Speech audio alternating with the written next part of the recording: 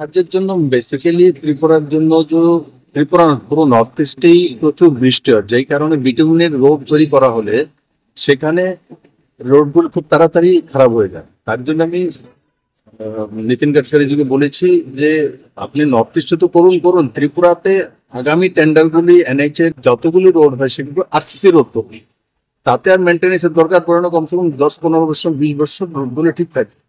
উনি বলে দিয়েছেন একটা কমিটি করে যে কোয়ালিটি যে কাজগুলো হয়েছে ত্রিপুরাতে সেগুলো দেখার জন্য, সেগুলো চেক করার জন্য, টিম পাঠানোর জন্য, আর এখানে আগামী টেন্ডার গুলো যাতে আরসিসি রোড হয় তার জন্য নির্দেশ করেছেন।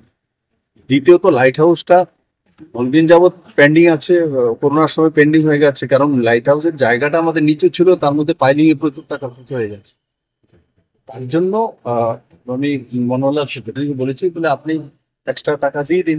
কিন্তু সেটা একটা এক্সট্রা টাকা দিতে গেলে সেটা একটা লিগ্যাল সেকশনে গিয়েছে। তো লিগ্যাল সেকশন থেকে ক্লিয়ারিটি আসার পর সেখানে এক্সট্রা টাকাটা দিয়ে দেবে, দিয়ে দিলে লাইট হাউসটা তৈরি গেলে 1000 মানুষের গরিব মানুষের ঘর হয়ে যাবে। তো এগুলো নিয়ে স্বাভাবিক ত্রিপুরা ডেভেলপমেন্টের জন্য যা যা করা করতে পারি সেটা আমি করার চেষ্টা করবো। Thank you.